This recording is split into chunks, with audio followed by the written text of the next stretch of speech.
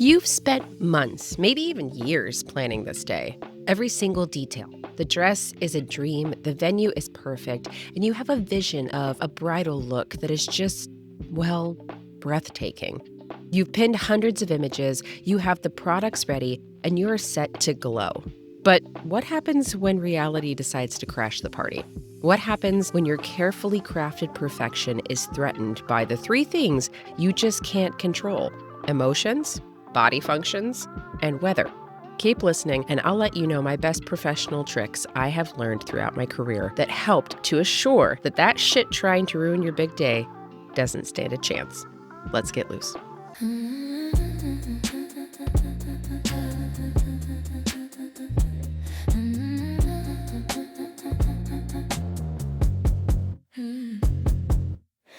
Hello, beautiful people, and welcome to the Loose Lip Podcast. My name is Kelsey Ray, and I will be the MUA whose brain we will be picking today. Picture this. It's halfway through your reception. You catch a glimpse of yourself in the mirror, and your heart just sinks. Your foundation is turned into a patchy, oily mess. Your elegant updo has surrendered to the humidity, leaving a frizzy fuzzball. Your once sharp eyeliner is now making a run for it down your cheekbones. It's the stuff of bridal nightmares. But before you panic, what if I told you there are some pro-level secrets to prevent and fix every single one of these disasters? Whether you're a makeup artist or a DIY bride taking the reins yourself, this is your expert-approved battle plan to make sure you or your client walk down the aisle and dance the night away looking flawless and feeling completely in control. Let's get into averting the chaos. First up, 6 months pre-plan for a flawless foundation. Honestly, the best way to handle your wedding day disaster is to make sure it never has to happen in the first place. That true bridal radiance isn't just created the morning of, it's built for months. Think of this as your strategic prep phase, kicking off 6 months before you say I do. Let's talk skin, the literal canvas of the entire look. 3 to 6 months out is a perfect window to start professional treatments like facials, gentle chemical peels, or intense hydration therapy. This gives skin plenty of time to get through any reactions and reveal its best self. The golden rule: don't introduce anything new or harsh in those final few weeks. Your goal is calm, hydrated, happy skin. And speaking of hydration, it's your secret weapon, honestly. Start investing in high-quality moisturizers and use it religiously. But hydration is an inside job too. Now the time is to get mindful about your diet. 2 major culprits of puffiness and breakouts are sodium and alcohol. Sodium can make your body hold on to excess water, leading to facial swelling that no amount of contouring can hide.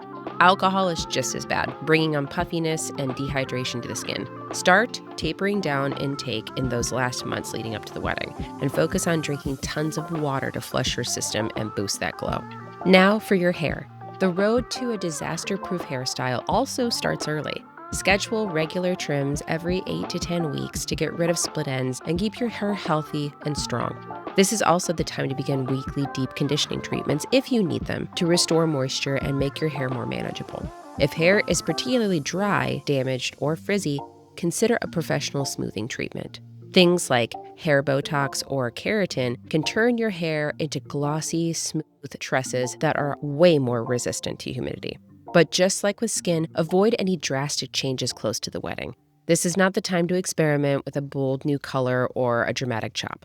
For hair removal, timing is everything. If you plan on waxing, get the first one done about 3 months out and see how your skin reacts. And schedule the final wax no later than 2 weeks before the wedding. If you're thinking about a long-term solution like laser hair removal, you'll want to start those treatments at least 6 to 9 months in advance to get all the sessions in. Next step, the art of the on-the-day save.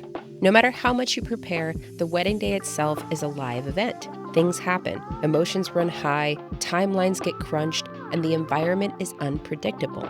Being a true pro, whether you're the hired MUA or a DIY bride, is about mastering the on-the-spot fix. Let's start with the most common hurdle, the tears streak panic. The vows begin, the makeup is fresh, the tears start to well up. The instinct is to dab upward, but that smears everything. Here's the pro move. Have the bride lean her head forward, almost parallel to the floor, and let the tears fall straight down. This prevents tear tracks entirely. As a bonus, leaning over helps lower blood flow to the head and can have a quick calming effect. If a tear does escape, gently blot at the corner of the eye with a tissue-wrapped finger. Never wipe. Next hurdle to look at is the schedule scramble. The photographer is early, or hair ran late, or a 45-minute makeup slot has just been slashed to 15 minutes only. This is where you triage. Forget the complex multi-step eye look. Focus on the must-haves that give the most impact. That means a flawless base, brows, mascara. A DIY bride can use a full coverage powder foundation, which is much faster to apply than a liquid. For an artist, focus on perfecting the skin, filling in the brows to frame the face, and a quick coat of waterproof mascara. These 3 steps will make anyone look polished and ready in a fraction of the time. You can always add lipstick and other details later. As long as you get those first few steps out, your face looks complete. Next tip, the ultimate bridal emergency kit. Every artist and every prepared bride knows that the secret to calm is an emergency kit. This isn't a suggestion, it's a non-negotiable. It should be handed off to a trusted bridesmaid or a maid of honor or wedding planner to keep nearby at all times. Let's build 2 kits, one for makeup and one for hair. For your makeup kit, the number 1 essential is blotting papers. They're your first line of defense against shine, soaking up all the oil without disturbing your makeup. Next, you need travel-size versions of key products, foundations or concealers for touch-ups, the chosen lip color, and some translucent setting powder. Toss in some cotton swabs and a mini makeup remover for precise cleanups. A green color corrector for any surprise blemishes, a backup waterproof mascara, and a small compact mirror is also must-haves if you are doing a DIY makeup, especially if you're doing a DIY makeup. Now, for the hair kit, this little bag of tricks is a savior. A travel-sized, high-hold hairspray is critical for taming rogue strands. Next, a collection of bobby pins that match the hair color is essential for tucking away flyaways. Add a small comb for gentle detangling, some anti-frizz serum, and a few extra hair elastics. And for winter or dry climates, a single dryer sheet is a miracle worker for instant elimination of hair static. Finally, don't forget general lifesavers like fashion tape, safety pins, a mini sewing kit, pain reliever, blister patches, and tissues. Being over-prepared is the key to staying calm and in control. Tip number 4, chaos averted. All right, the prep is done and your emergency kit is locked and loaded. Now, let's get into the trenches. Here are the most common beauty disasters and exactly how to prevent and fix them. Disaster number 1, the meltdown, foundation breakdown and oily shine. This is the number 1 fear. Your flawless foundation has started to separate, crease, and shine with an intensity that could blind the photographer. The prevention? This battle is won with smart product layering. Start with a primer that is correct for the skin type and for the area of the face. Mattifying for oily, hydrating for dry. Choose a foundation described as long wear and sweat resistant. I myself use airbrush makeup that is silicone-based. Once that is set, that shit ain't coming off. A pro technique is the sandwich method. A light mist of setting spray before foundation, and then again after all the makeup is done. The quick fix, don't pile on more powder. First, take a blotting paper and gently press it onto the shiny spots. This lifts oil without creating a cakey look. After blotting, you can use a small brush with a light dusting of translucent powder, but only where you need it. Never, ever bake. I don't care what people say. You are not doing a theater production. Those are techniques that are used for people that are layering multiple different products and need to have that shit last. You are not doing the same kind of makeup, so please, for the love of God, do not bake anything. Disaster number 2, the great escape, frizzy hair and flyaways. The stunning updo that you have is fighting a losing battle with humidity, resulting in a halo of frizz and escaping flyaways. The prevention? A sleek, secure updo will always fare better in humidity than loose waves. It's just a fact. Well-moisturized hair is less prone to frizz, so prepping it with a light oil or a defrizzing product will help for keeping it vital throughout the day. On the day, use an anti-humidity spray during prep. A wax stick or wax spray is a pro tool for smoothing the hairline.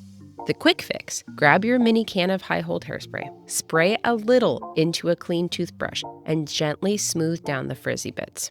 For larger escape strands, gently pull the strand out from the root, then tuck it away securely with a bobby pin.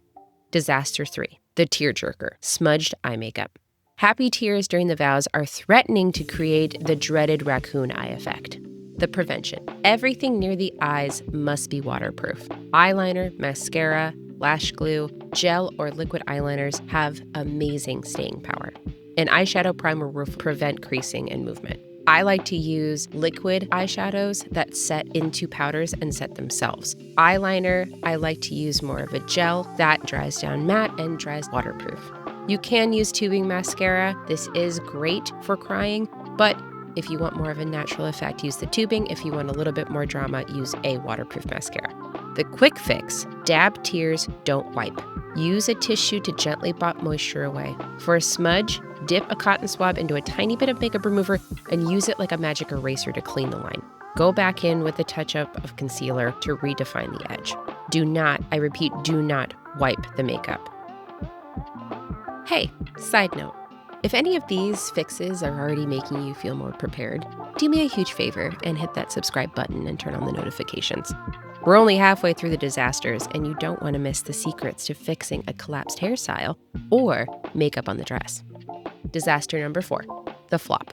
Curls dropping and updos collapsing. The voluminous curls have gone limp, or the updo feels dangerously loose just after a few hours. The prevention. The secret is prep. For curls, that means using products for grit and setting each curl after they're made. For updos, it's about building a strong, secure base with enough pins and possibly hair netting to anchor everything. A quick fix, a few strategically placed bobby pins can work wonders to tighten a loose updo. For falling curls, a quick blast of a mini hairspray can help add some texture, but this is more about damage control. So a strong initial set is the real key. If you add too much hairspray, your hair can get sticky, stiff, and heavy, pulling out the curls even more. Using a light spritz of hairspray on the places that are falling, holding the curl in place with your hands and squeezing it tight, letting it go loosely will help hold the curl even more. Disaster number 5, the last-minute blemish. The ultimate nightmare, waking up on your wedding morning with a pimple.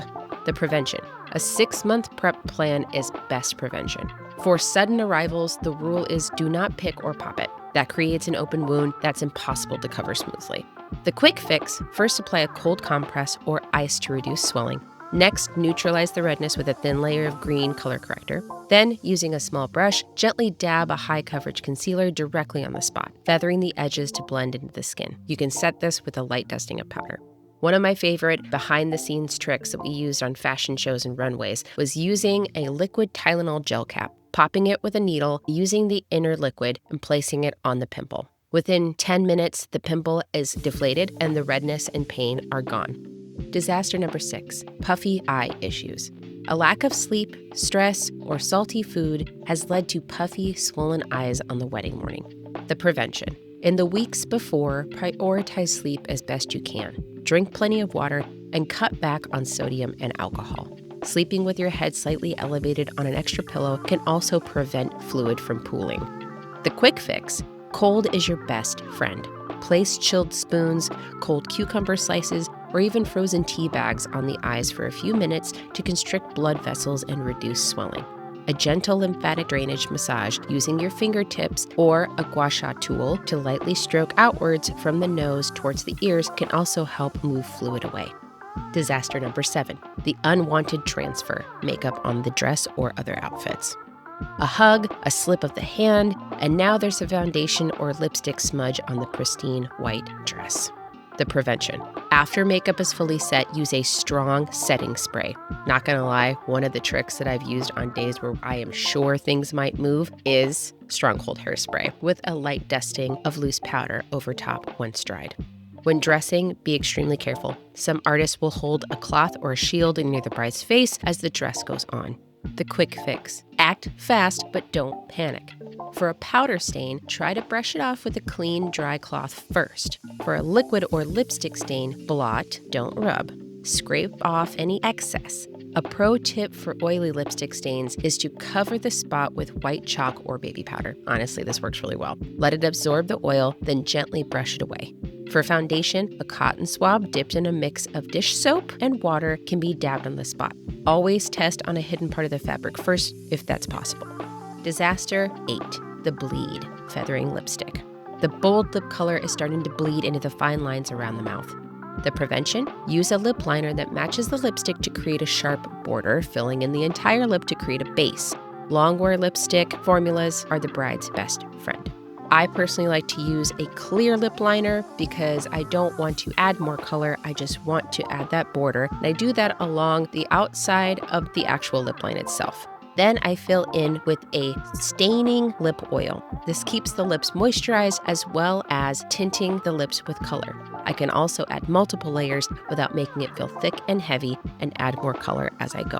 The quick fix: use a precision cotton swab to clean up around the color that had bled. Then take a tiny flat brush with a small amount of concealer and use it to carve out the clean, sharp edges around the lip. Reapply your color, focusing it on the center of the lips. Do not lead the color out to the edge of the color of the lips. Use only in the center, middle to inner part of the lip. Then smush and mush until the color reaches the edges.